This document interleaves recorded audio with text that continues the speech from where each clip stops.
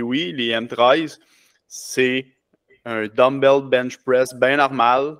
Tu prends 2 dumbbells, puis tout ce que tu fais est en 3 secondes. Fait que tu descends en 3 secondes, tu restes en bas en contrôle 3 secondes, tu montes en 3 secondes, puis en haut, ben, tu restes en haut en contrôle 3 secondes.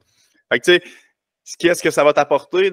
On le dit, un excentrique lent, ça va t'apporter de la stabilité, de la force, puis ça va stimuler une hypertrophie. Ça va t'amener des muscles, en guillemets.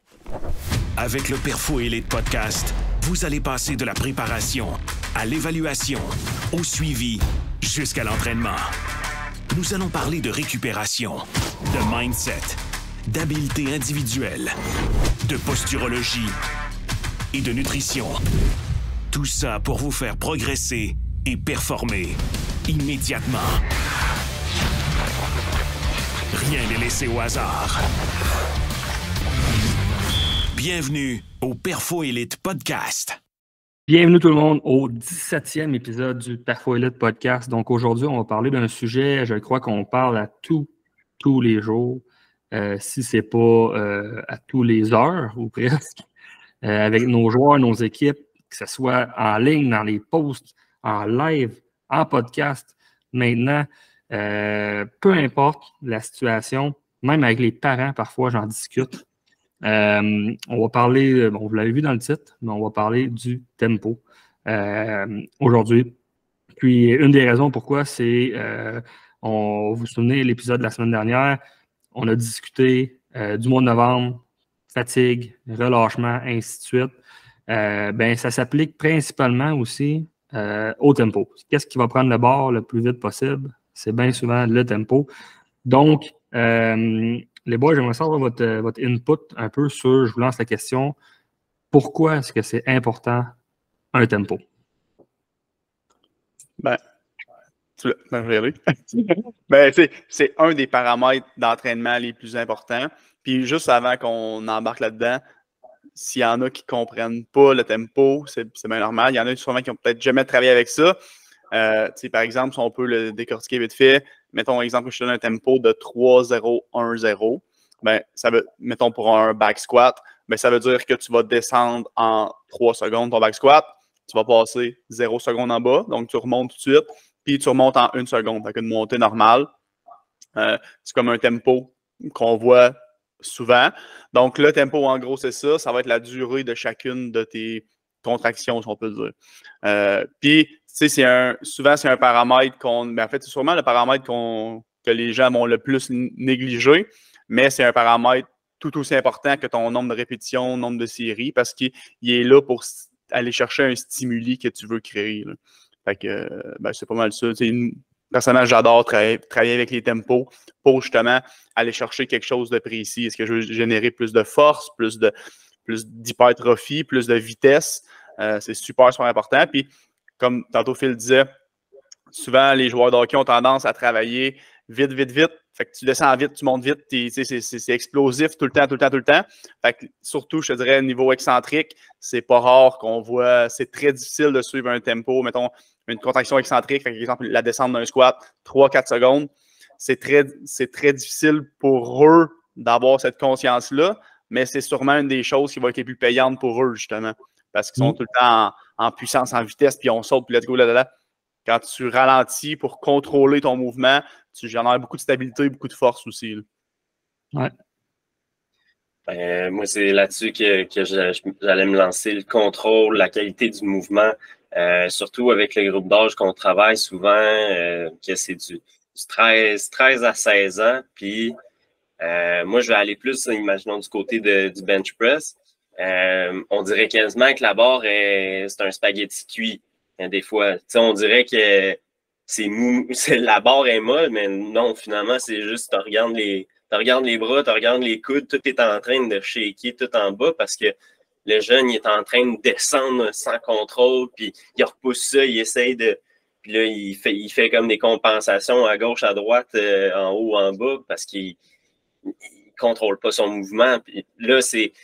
Sur le moment, je veux dire, pense à ton tempo, mais c'est juste dans un sens, c'est contrôle ton mouvement. Si tu essaies d'aller vite, tu essaies de juste faire ça le plus rapidement possible pour dire ça va être fait. ben, est-ce que tu vraiment, tu vas vraiment chercher le maximum d'acquis que tu es capable d'avoir dans ton entraînement? Est-ce que ton entraînement est efficace en faisant ça? Non, Puis ce que ça va faire à long terme, si, imaginons, tu ne travailles pas comme il faut, puis il n'y a pas quelqu'un qui est là pour te corriger, ben, c'est que tu vas développer des débalancements après ça au niveau musculaire, que à un moment donné, tu vas juste pogner des plateaux tout le temps parce que ta technique est juste trop faite d'une certaine manière que tu n'es pas capable d'aller chercher le recrutement complet de tes muscles, de tes fibres musculaires. Le côté neurologique, il est all over the map. Il ne sait pas où s'en aller. Fait, vraiment, puis, des fois, c'est pas. On ne met pas des poids énormément lourds au début, justement, pour éviter ça. Si c'est pas lourd, puis que tu es capable d'y aller, puis les 15, 12, 8, 10 reps, peu importe, puis que ça se fait en 8 secondes, on a un problème solide. Oui, 100%. Puis, tu sais, j'adore les points que vous avez mentionnés, tu sais, surtout au niveau aussi du contrôle de la charge en tant que telle, mais pour améliorer la technique puis contrôler le mouvement. Tu sais, on entend souvent dire faut pas que je lève plus que 15 livres ou les plus jeunes, mettons M13 ou peu importe. Le mythe, je vais arrêter de grandir si je lève des charges au-dessus de la tête ou des charges sur les épaules, ainsi de suite. Ben, tu sais, tout ça, c'est vrai d'un sens quand le mouvement est mal réalisé puis c'est mal fait parce que tu vas créer des certaines tensions dans tes muscles, dans tes tendons, dans tes ligaments, avec tes os même aussi, que tu n'es pas supposé être dans ces genres d'amplitudes-là de façon rapide aussi.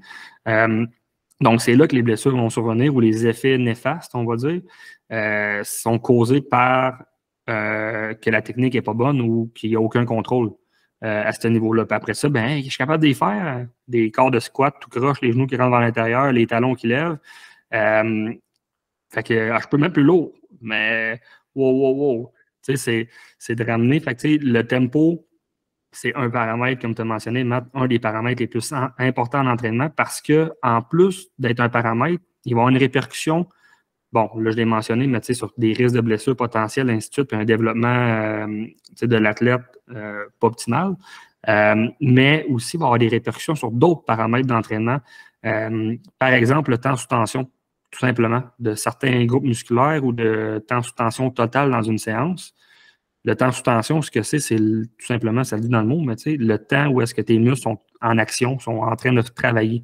Donc, tout ça, c'est des paramètres qu'on vient périodiser, qu'on vient planifier dans une semaine, dans un programme, au travers d'une année. C'est un paramètre qui est hyper important, mais si tu viens tout scraper parce que tu négliges ton tempo ou ça commence à être difficile de rester 3 secondes, de descendre en 3 secondes, puis ça fait chier, ben tu laisses énormément de gains sur la table, puis tu viens d'augmenter considérablement aussi le niveau de risque de blessure. Fait que, c'est important de comprendre que ça a des répercussions sur d'autres paramètres d'entraînement, puis aussi des répercussions sur un potentiel risque de blessure qui peut survenir parce que la technique va en prendre le bord. C'est pour ça aussi que, tu sais, plus qu'un athlète évolue dans notre système, plus qu'il accumule des années d'expérience, bien, plus que le tempo, on va pouvoir le descendre un petit peu, surtout en phase excentrique, parce que sa technique est considérablement améliorée. Il y a un meilleur contrôle de ses mouvements, de sa sensation, de sa proprioception de ses muscles, qui peut y aller un peu plus rapidement dans une phase excentrique, par exemple. C'est sûr qu'à la phase concentrique, on voudrait quand même qu'elle soit tout le temps le plus explosive possible pour développer de la puissance puis de la vitesse, mais s'il n'y a aucun contrôle, bien beau descendre en 3 secondes, monter rapide, mais quand tu descends, tout est beau, mais quand tu montes, les genoux rentrent à l'intérieur, puis là, ça scrape tout, bien là, on va vouloir avoir un contrôle aussi dans la phase concentrique, par exemple. Donc, le tempo, super, super important. Puis après ça, il y a énormément de méthodes d'entraînement qu'on va utiliser qui vont venir un peu se faire par l'entremise du tempo. Donc, on va jouer au niveau de la stimulation musculaire avec le tempo principalement aussi. Donc, c'est important, c'est pas parce qu'on met une pause, on va dire, de 2 secondes dans le bas de ton squat que c'est parce qu'on veut te faire chier. Tu sais, c'est littéralement, c'est parce qu'il y a une raison à ça plus intelligente, puis qu'on parle de stimulation musculaire, par exemple. Donc, moi, c'est pas mal les points que je voulais rajouter par rapport à ça, parce que tous les autres points que vous avez mentionnés, c'est exactement ça. C'est important le tempo parce que c'est pas juste pour dire que OK, il faut qu'on prenne un certain nombre de temps dans une séance, puis qu'on ne veut pas que tu parles pendant une minute à faire 12 reps de squat en descendant en 3 secondes. C'est vraiment parce qu'il y a une raison logique derrière, de stimulation musculaire principalement, ou de contrôle de la technique, contrôle de la charge, on va dire chez les plus jeunes. Ben, c'est important de le respecter parce que au bout de la ligne, c'est vos gains. Fait que, si vous prenez des shortcuts tout le temps, là, je rentre un peu plus deep là, dans le mindset, là, mais si vous prenez des shortcuts, pensez pas que vous allez atteindre la ligne nationale plus vite que les autres. Là. Ça va. À la limite, vous allez vous mettre plus de bâtons dans les roues parce que plus que vous allez avancer, ben, ceux qui ont levé moins lourd, de 1, parenthèse, encore, je pense que je suis rendu en 4 parenthèses dans une parenthèse. Si ceux qui vont prendre moins lourd, qui vont respecter le tempo, vont avoir, Vince nous a parlé de plateau et ainsi de suite, ben, ils vont être capables de justement jamais ou presque jamais avoir de plateau, puis ils vont tout le temps progresser. Puis de façon plus rapide également que quelqu'un qui s'entête à vouloir lever plus lourd, mais négliger d'autres paramètres d'entraînement. Donc là, aujourd'hui, on parle de tempo, donc négliger le tempo, mais il en existe d'autres aussi qui est négligé, puis on va pouvoir en parler dans les prochains épisodes, mais c'est super important, ce paramètre-là. Puis ceux qui vont avoir appris la base, quand ils sont, on va dire, niveau atome, à juste maîtriser un squat, pas de charge, pas de barre, pas rien, un bodyweight squat, puis de se faire coacher à le faire, puis d'autres patrons moteurs de base, puis de développer, exemple, le niveau postural, bien, si tout ça c'est optimisé, là, je dis niveau atome, c'est 8 ans, 9 ans, 10 ans, 11 ans, puis oui, ben, mais ce qui arrive, là, on va dire niveau bantam, là, où est-ce que là, c'est le temps que, tu sais, avec tout le développement du corps humain et tout ça, quand ça commence à être le temps que tu peux, théoriquement, on va dire, commencer à forcer un peu plus, ou que c'est rendu dans la phase que là, c'est important de développer la force musculaire, ben, la personne qui a travaillé, puis qui a fait son tempo, puis qui a maîtrisé ses techniques, puis qui a toute sa proprioception et sa coche, ben, excuse-moi, mais lui, il va prendre un solid edge sur toi qui doit commencer de la base, puis à maîtriser un squat parce que t'es pas capable de pas à l'intérieur, puis que c'est pénible, tu sais. Puis là, on parle de squat, mais c'est la même chose pour tous les autres mouvements, tu sais. Il y a des mouvements qui sont plus clés, il y a des mouvements qui sont, on va dire, le squat, le deadlift, c'est des mouvements qui sont, on va dire, plus king, standard, ainsi de suite, puis que tous les autres mouvements découlent principalement de ceux-là. Donc, à la minute que tu maîtrises tes bases, le reste, c'est des variations. Normalement, tes patrons moteurs devraient être bien maîtrisés pour les exécuter. Donc c'est ça, tu sais, je pense que j'ai fait quand même un petit monologue là-dessus, mais Puis pour je suis parti. Ajouter à ce que tu dis, Phil, c'est moi, un des mouvements que j'aime beaucoup pour justement les PWI, les M13, c'est un dumbbell bench press bien normal. Tu prends 2 dumbbells, puis tout ce que tu fais est en 3 secondes. Fait que tu descends en 3 secondes, tu restes en bas en contrôle 3 secondes, tu montes en 3 secondes, puis en haut, ben, tu restes en haut en contrôle 3 secondes. Fait que tu sais, qu'est-ce que ça va t'apporter? On le dit, un excentrique lent, ça va t'apporter de la stabilité, de la force, puis ça va stimuler une hypertrophie. Ça va t'amener des muscles, en guillemets. C'est précisément ces 3 choses-là que tu as besoin si tu es PWI, si tu es Bantam, si tu es entre le 13 et le 16 ans que Vince disait. Fait que, c'est d'où là l'importance de bien gérer ses tempos puis de bien les effectuer. C'est spécifiquement ça que tu as besoin. Puis quand tu es plus vieux aussi, tu en as besoin, tu vas juste stimuler autre chose. Mais si tu es entre 13 et 16 ans, c'est précisément ça qui va stimuler le plus de gains chez toi. Là. Moi, je veux toucher un peu, j'adore les points que vous apportez, les gars, de justement l'importance de bien maîtriser un mouvement, on va dire en préadolescence, d'apprendre la base, de contrôler le mouvement, tout ça. Puis je vous shoot des chiffres parce que je l'ai lu, je le lisais hier, puis j'avais encore ma page de direct là, fait que je suis prêt. En préadolescence, on parle de testostérone, OK? Testostérone, chez les gars, beaucoup qui aident justement au développement de la masse musculaire, puis au développement de tout le reste du corps pendant la puberté. Mais en préadolescence, on va avoir des niveaux de 20 à 60 nanogrammes par 100 millilitres de testostérone dans le corps, OK? pendant la puberté, pendant l'adolescence, 600 nanogrammes par 100 millilitres de testostérone. Donc, où est-ce que, là-dedans, où est-ce qu'on a le moment d'apprentissage le plus important? Avant. Puis, quand tu maîtrises tous tes mouvements, que là, tu commences à te développer physiquement, tu vas gagner de la force juste par l'augmentation de masse musculaire. Ben là, bang, tu arrives direct dans ton pic que justement, c'est 10 fois plus de testostérone dans le corps. Après ça, les gains de force que tu es capable d'avoir, les gains d'hypertrophie, donc de masse musculaire, il y a comme pas. Il y a une certaine limite, évidemment, mais c'est la vitesse grand V là, qui a été capable de développer si ton développement il a été bien géré jusqu'à ce que tu arrives en puberté et que tu es capable de vraiment bien faire réaliser tes mouvements. Puis ça part avec le tempo, ça part avec de l'isométrique, ça part avec de l'excentrique et tout le reste qui vient avec ça. Effectivement, tu sais, c'est hyper important. Puis, tu sais, souvent, comme on entend, comme tu as mentionné, préadolescence et tout, là, les fameux mythes, on pourrait littéralement faire un épisode là-dessus. Là. Les mythes en entraînement. Mais personnellement, puis, tu sais, Matt, tu l'as dit, c'est un des paramètres les plus importants, mais ça part de là. Puis, tu sais, vous l'avez compris que dès le jeune âge, on part avec un tempo pour maîtriser les mouvements. Tu sais, je ne sais pas si vous avez d'autres choses à renchérir sur ça, mais moi, je laisserais un devoir. Je laisserais un devoir là-dessus où est-ce que c'est une méthode d'entraînement qui a été développée par Stéphane Cazot que j'adore, qui est extrêmement difficile à faire. Et puis, ça s'appelle le VMA, donc le Variable Muscle Action. Donc, en français, traduction libre, variation d'action musculaire. On va prendre cette traduction libre-là. Ce que ça fait, c'est que dans une même série, tu vas toucher justement à plusieurs types de stimulation musculaire de tempo, tout simplement, dans la même série. Donc, pour ceux qui veulent s'essayer, voici ce qu'on doit faire. Par exemple, push-up. Donc, si vous êtes facilement capable de faire 50 push-ups et c'est pas difficile pantoute, ben, je vous mets au défi de le faire sans cheater, sans tricher et de nous l'envoyer ou de nous taguer tout simplement en story pendant que vous le faites. Ce que c'est, en fait, ça consiste à faire 21 répétitions dans une série.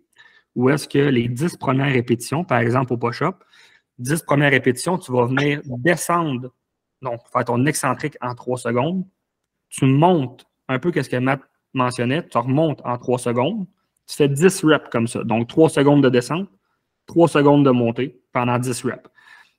À ta 11e répétition, tu descends, tu montes à moitié, tu restes là pendant 8 secondes. Donc, une pause isométrique dans le milieu de ton mouvement, dans la phase concentrique, pendant 8 secondes. Et par la suite, un coup que ça c'est réalisé, ben, tu finis ta rep, puis tu enchaînes 10 répétitions rapides.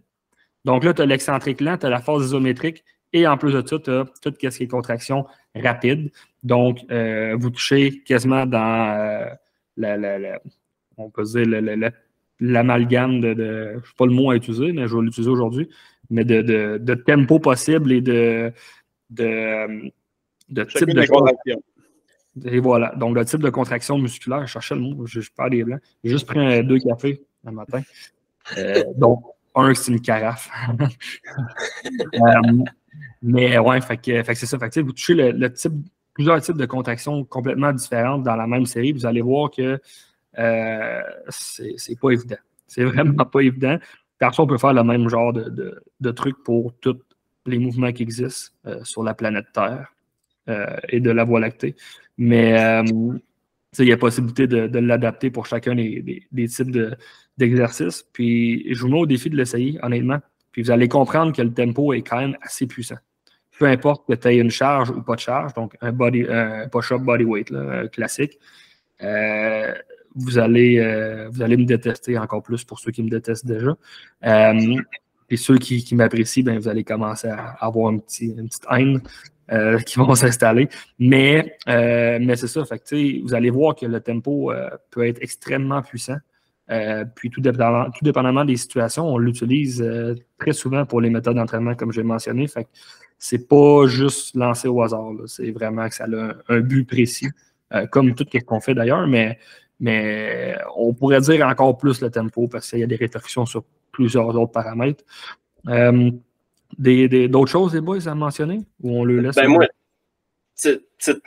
pas anecdote, mais moi, ce que j'adore dans le gym, des fois, c'est justement que j'ai des joueuses ou des joueurs qui disent bench press, peut-être je pourrais mettre un peu plus de poids ou quoi que ce soit, puis ça a l'air pas si pire, tout ça. Ah ouais, hein? Ton tempo, il avait de l'air quand même assez rapide. Essaye donc de descendre 3 secondes, puis tiens ça en bas, juste contrôle ton mouvement, puis après ça, pars en explosif. Fais-moi 10 répétitions comme ça. Puis là, les 12 répétitions, les 10 répétitions, peu importe, quand ils arrivent à 8e, 7, 8e, là, puis là, ils sont là. Hein, comment ça, c'est bien plus top de moi? Je n'ai même pas augmenté le poids.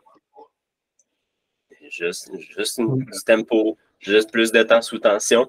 C'est toujours drôle à voir la phase de faire comme genre, hey, mais pourtant, j'ai le même poids, puis je suis quasiment pas capable de finir ma série. Donc, toujours bien fun à voir la réaction.